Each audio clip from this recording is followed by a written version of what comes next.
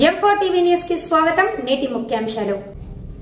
M4 TV news ప్రేక్షకులకు నిజాయితీగా, నిర్భయంగా ఎప్పటికప్పుడు తాజా కబుర్లు, భక్తి గీతాలు m4tvnews.com వెబ్సైట్ యాప్లు ప్రచురితం, ప్రత్యేక ప్రసారం చేస్తుంది. వార్తలు, ప్రకటనల కోసం సంప్రదించవలసిన సెల్ ఫోన్ నెంబర్లు 9666665026 9014163335. ఓం శ్రీ గురుభ్యో నమః. అందరికీ నమస్కారం అండి. ఈరోజు మనం అయోధ్యలో శ్రీరామ ప్రతిష్ట కార్యక్రమం సందర్భంగా అయోధ్య పట్టణాన్ని గురించి, అక్కడ మనం సందర్శించవలసినటువంటి ప్రదేశాల గురించి కొంతవరకు మనం తెలుసుకుందాం. ముందుగా గణేశ ప్రార్థన. శుక్లాంబరధరం విష్ణు శశివర్ణం చతుర్భుజం ప్రసన్నవదనం ఛాయే సర్వవిఘ్నోపశాంతయే.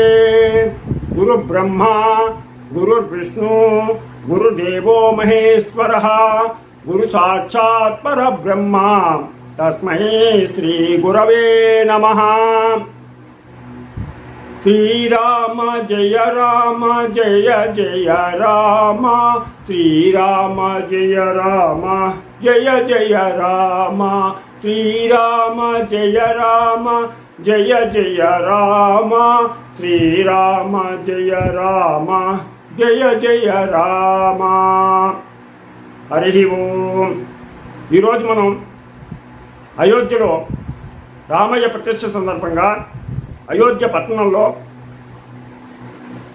మనం సందర్శించవలసినటువంటి ప్రదేశాలు, అలాగే అయోధ్య పట్టణం గురించి పూర్వం ఎలా ఉండేది అనే దాని గురించి కొద్దిగా మనం చెవులారా అందరం ఆలకిద్దాం. ఈ అయోధ్య ఉత్తరప్రదేశ్లో ఉన్నటువంటి ఒక ముఖ్యమైనటువంటి పట్టణం. ఈ అయోధ్యనే సాకేతపురం అని కూడా అంటారు. అయోధ్య భారతదేశంలోని అతి పురాతన నగరాల్లో ఒకటి. విష్ణువు శ్రీరాముడిగా అవతరించినటువంటి ప్రదేశం అది. విష్ణువు శ్రీరాముడిగా అవతరించినటువంటి ప్రదేశం ఈ అయోధ్య. రామాయణ మహాకావ్యాన్ని ఆవిష్కరణ చేయడానికి మూలం ఈ అయోధ్యే. ఇది ఉత్తరప్రదేశ్లోని ఫైజాబాద్ జిల్లాలోని ఫైజాబాద్ని ఆనుకుని ఉంది. అయోధ్య సముద్ర మట్టానికి 305 అడుగుల ఎత్తులో ఉంది. అయోధ్య కోసల రాజ్యానికి రాజధానిగా ఉంటూ వచ్చింది. ఇది కోసల దేశానికి రాజధాని. అయోధ్య ఈ కోసల రాజ్యానికి రాజధానిగా ఉంది. అయోధ్య శ్రీరాముని చరిత్రలో చాలా ప్రాముఖ్యం ఉన్నటువంటి నగరం. శ్రీరాముడు ఈ నగరంలోనే జన్మించాడు అని చెప్పేసిన మనకి రామాయణం చరిత్ర తెలియజేస్తుంది. అయోధ్య సరయూ నదీ తీరాన, అక్కడికి దగ్గరలో సరయూ నది ఉంది.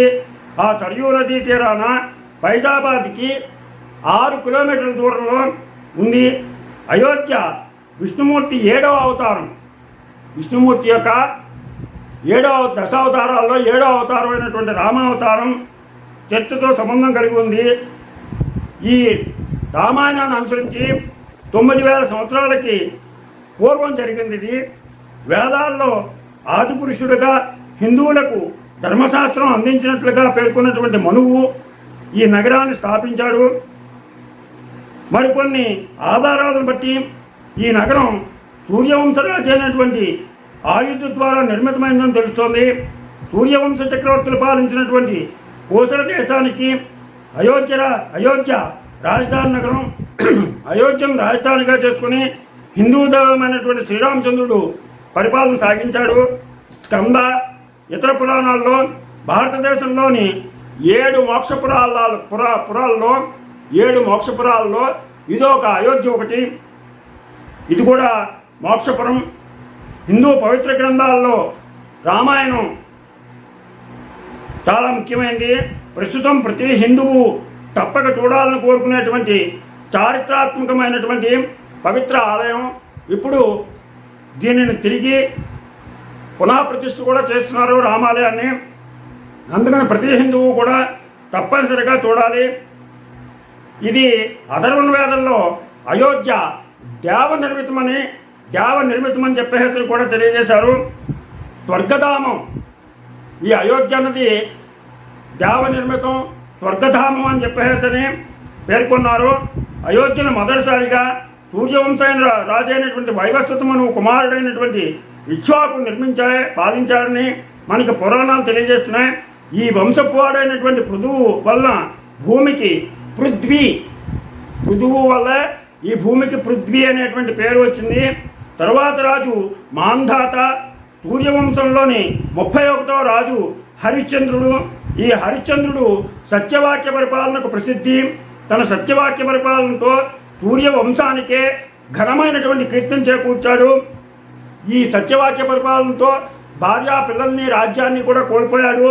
అటువంటి సత్యవంతుడైన ఆయన వంశస్థుడైనటువంటి సగరుడు అశ్వమేధ యాగం సంకల్పించినప్పుడు కలిగిన విఘ్నాలను తొలగించడానికి ఆయన ముని మనవడైనటువంటి భగీరథుడు గంగానదిని విశేష ప్రయత్నం చేసి భూమికి తీసుకువచ్చాడు. తరువాత వచ్చినటువంటి రఘుమహారాజు చేసినటువంటి రాజ్య విస్తరణతో గొప్ప పేరు గడించి సూర్యవంశానికి మారు పేరుగా నిలిచాడు. రఘుమహారాజు తర్వాత సూర్యవంశం రఘువంశంగా మారింది. రఘుమహారాజు పరిపాలించాడు కాబట్టి రఘువంశం అని పేరు వచ్చింది. ఈ రఘుమహారాజు యొక్క మనుమడే దశరథుడు. రఘుమహారాజు యొక్క మనుమడు దశరథుడు.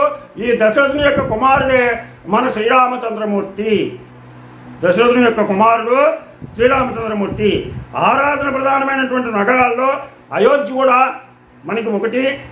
అనేక మతాలు ఈ నగరానికి చాలా ప్రాముఖ్యత కూడా ఇచ్చాయి, ఇంకా ఇతర మతాలు. అలాగే నగరం పైన ఆధిక్యత కూడా హిందూ మతం, బౌద్ధ మతం, జైన మతం, ఇస్లాం మతాల మధ్య మార్పు కూడా వచ్చింది. జైన మత గురువు అయినటువంటి పంచతీర్థశంకులు ఇక్కడ జన్మించారు. వారు మొదటి తీర్థశంకులైనటువంటి అదినాథ్, రెండవ తీర్థశంకరైనటువంటి అజిత్నాథ్, నాలుగవ తీర్థశంకరైనటువంటి అభినందనాథ్, ఐదవ తీర్థశంకరైనటువంటి సుమతీనాథ్, 14వ తీర్థశంకర్ అనంతనాథ్, నవాబు అవధ్నేత నిర్మించబడినటువంటి హనుమద్ఘర్తి ఆలయం కూడా ఇక్కడ గంగురాయమన సంస్కృతిని ప్రతిబింబిస్తోంది. ఒక భక్తుని సంవత్సరంలో కొనసాగుతున్నటువంటి, ఒక భక్తుని యొక్క సంరక్షణలో కొనసాగుతున్న ఈ రామాలయాన్ని మున్నా మైల్ 50 సంవత్సరాల కాలం నిర్వహించి తర్వాత 2004లో మరణించారు. జైనుల తదనంతరం చికాగరాజీ అనేటువంటి తర్వాత అయోధ్య మరో మతానికి పవిత్ర నగరంగా మారింది. ఒకే మతం ఆధిక్యంతో ఈ నగరం స్థిరంగా ఉండకుండా మార్పులకు లోనవుతూ వచ్చింది. అయితే అతి పురాతనమైనటువంటి హిందూ నగరాల్లో ఈ అయోధ్య అనేది ఒకటి. రామాయణంలో ఈ నగర వైశాల్యం 250 చదరపు కిలోమీటర్లు, అంటే 90 చదరపు మైళ్ళుగా వర్ణించబడింది. కోసల రాజ్యానికి రాజధాని అయోధ్య. ఇది పతిత పావని అయినటువంటి గంగా నది తీరంలో ఉంది. అలాగే సరయూ నదికి కుడివైపున ఉంది. అయోధ్యను రాజధానిగా చేసుకుని సూర్యవంశరాజు అయినటువంటి ఇక్ష్వాకు కోసల రాజ్యాన్ని పరిపాలించాడు. 63వ సూర్యవంశరాజు అయినటువంటి దశరథుడు రాజ్యసభగా అయోధ్య ఉండేది. ఈ దశరథుని కుమారుడే మనకి శ్రీరామచంద్రుడు. ఇంత ఘనమైనటువంటి కీర్తి అయోధ్యకు ఉంది. అలాగే వాల్మీకి విరచితమైనటువంటి రామాయణ మహాకావ్యం మొదటి అధ్యాయాల్లో కూడా ఈ అయోధ్యను గురించి మనకి వర్ణించారు. అలాగే కోసల సామ్రాజ్య వైభవం, రాజ్యంలోని ప్రజలు అనుసరిస్తున్నటువంటి ధర్మం, వారి సంపద, ప్రజల విశ్వసనీయత గురించినటువంటి గొప్ప వర్ణన కూడా చేస్తారు. అలాగే తులసీదాస్ తిరిగి రచించినటువంటి తులసీదాస్ రచించాడు రామచరితమానస్. దాంట్లో ఈ అయోధ్య వైభవాన్ని గురించి కూడా వర్ణించాడు. అలాగే తమిళ కవి కంబర్ తాను రాసినటువంటి కంబరామాయణంలో కూడా అయోధ్య గురించి రాశాడు. అలాగే తమిళ భక్తులైనటువంటి ఆల్వార్లు కూడా తమ రచనలో అయోధ్య గురించి రాశారు. జడభరిత, బాహుబలి, సుందరి, పాడలత్త సురేశ్వరి, హరిశ్చంద్ర, అఖిల భారత మొదలైనటువంటి వాళ్ళందరూ కూడా ఈ అయోధ్యలో జన్మించినటువంటి వాళ్ళే. జైన మతస్థులకు కూడా ప్రాముఖ్యమైనటువంటి ఈ నగరం ఇది. అయోధ్య 2000 సంవత్సరాలకు ముందే ప్రముఖ తీర్థంకరులు అయోధ్య జన్మస్థలం. జైన ఆగమాల్లో అయోధ్యకు మహావీరుడు విజయం చేసినట్లు వర్ణించడం కూడా జరిగింది. రావణ వధ అనంతరం పుష్పక విమానంలో సీతారాములు అయోధ్యలో ప్రవేశించుట. అయోధ్య బౌద్ధమత వారసత్వం కలిగిన నగరం. ఇక్కడ మౌర్య చక్రవర్తుల కాలంలో నిర్మించబడినటువంటి అనేక బౌద్ధాలయాలు, స్మారక చిహ్నాలు, శిక్షణా కేంద్రాలు ఉన్నాయి. అలాగే గుప్తుల కాలంలో అయోధ్య వాణిజ్యంలో శిఖరాగ్రం చేరుకుంది. చాలిశకం పూర్వం 600లో కూడా అయోధ్య వాణిజ్య కేంద్రంగా వెలసిల్లింది. చరిత్రకారులు దీన్ని తాకేతపురంగా కూడా పేర్కొన్నారు. క్రీస్తు పూర్వం 5వ శతాబ్దం నుండి తాక సంవత్సరం 5వ శతాబ్దంతం వరకు బౌద్ధమత కేంద్రంగా అయోధ్య వెలసిల్లింది. బుద్ధుడు ఈ నగరానికి ఒకటి కంటే ఎక్కువ సార్లు కూడా వచ్చినట్లు మనకి తెలుస్తోంది. కానీ దీనికి వ్రాతపూర్వకమైనటువంటి ఆధారాలు ఏం లేవు. బాహ్యాన్ అనేటువంటి చైనా సన్యాసి బౌద్ధ మతాలు కూడా ఉన్నట్లు పేర్కొన్నాడు. స్వామినారాయణ మార్గస్థాపకుడైన స్వామినారాయణ ఇక్కడ జన్మించారని, 7 సంవత్సరాల అనంతరం నీలకాంత్గా భారతదేశ సంచారానికి వెళ్ళాలని మనం విశ్వసిస్తున్నారు. ఇకపోతే నామచరిత్రలోకి వెళ్తే ఈ శ్రీరామనామం అయోధ్య అంతటి కూడా మనకి వ్యాపిస్తూ ఉంది. అలాగే దాంట్లో అయోధ్య అనేటువంటి అర్థాన్ని ఇచ్చేటువంటి పురాణాల్లో గంగానది గురించి వివరించినప్పుడు కూడా అయోధ్య ప్రస్తావన ఉంది. ఇది శ్రీరాముని పురాణాల్లో మహారాజు అయినటువంటి ఆయుధ్ను శ్రీరాముని పూర్వీకునిగా పేర్కొన్నారు. అతని పేరు సంస్కృతపరమైనటువంటి యుద్ధం నుండి వచ్చింది. ఆయుధ్ అపరాజితుడు కనుక ఈ నగరానికి అయోధ్య అనేటువంటి పేరు వచ్చింది. సామాన్య శకం 1వ శతాబ్దంలో ఈ నగరాన్ని సాంకేతిక పరంగా కూడా పేర్కొన్నారు. తర్వాత అయోధ్యలో సరయూ నది స్నానాల రేవు. సరయూ నది అయోధ్య అత్యంత ప్రాచీనమైనటువంటి విశాలమైనటువంటి అద్భుతమైనటువంటి నగరం. హిందూ పురాణాల ప్రకారం సూర్యవంశానికి చెందినటువంటి 63వ రాజు దశరథుని రాజ్యమైనటువంటి కోసల రాజ్యానికి రాజధానిగా ఉండేది. రామాయణంలోని మనకి దీని గురించి చాలా చక్కగా వర్ణించారు. అలాగే జైన మతానికి చెందినటువంటి 5గురు తీర్థశంకరులు కూడా ఇక్కడే పుట్టారని చెప్పేసి అనుకున్నాం. దీన్ని 1984వ సంవత్సరంలో విశ్వ హిందూ పరిషత్ బాబ్రీ మసీదు స్థలాన్ని రామ ఆలయం కోసం తిరిగి స్వాధీనం చేసుకున్నందుకు ఒక ఉద్యమాన్ని ప్రారంభించారు. 1992వ సంవత్సరంలో హిందూ జాతీయవాడ ర్యాలీలో జరిగినటువంటి అల్లర్లు బాబ్రీ మసీదు కూల్చివేతకు దారితీశాయి. ఇప్పుడు రామ జన్మభూమి స్థలంలో రాముడు చిన్న పిల్లవాడుగా వికసించే తామర పువ్వుల నవ్వుతూ ఉన్నటువంటి విగ్రహం, అందుకనే చిన్న పిల్లవాడు నవ్వుతూ ఉన్నటువంటి బాలరాముడిగా ప్రతిష్ఠ చేస్తున్నారు. అలాగే రామ్ లల్లాతో అంటే రామ్లీలా తాత్కాలిక మందిరం కూడా ఉంది. భారత ప్రభుత్వం అధీనం కింద ఉన్నటువంటి 200 గజాల స్థలం వద్ద ఎవరికి ఈ 200 గజాల స్థలం ఎవరికి అనుమతి లేదు. ఇక్కడ ఈ స్థలం వద్ద ఉన్నటువంటి ద్వారం వెలుపల గేటుకు తాళం వేయబడి ఉంటుంది. అయితే యాత్రికులు రాముని పూజ కొరకు మరోవైపు ఉన్నటువంటి తలుపులు తీసి ప్రవేశించడం జరుగుతుంది. తర్వాత ఇక్కడ అనేకమైనటువంటి తవ్వకాలు జరిగాయి. అందులో 12 అడుగులైనటువంటి విగ్రహంతో ఆంజనేయ స్వామి విగ్రహం దొరికింది. అలాగే ప్రారంభ చారిత్రక కాలానికి చెందినటువంటి నాణాలు, ఇతర చారిత్రక వస్తువులు కూడా మనకి ఇక్కడ తవ్వకాల్లో బయటపడ్డాయి. అలాగే బాబర్ ఆధ్వర్యంలో బాబ్రీ మసీదు నిర్మాణం పురాతన ఆలయాన్ని కూల్చివేయడం లేదా సవరించడం ద్వారా జరిగిందని చెప్పేసి దీన్ని కూల్చివేశారని చెప్పేసి ఆలయాన్ని కూల్చివేశారని మనకి పురావస్తు సర్వే ఆఫ్ ఇండియా నిర్ధారించింది.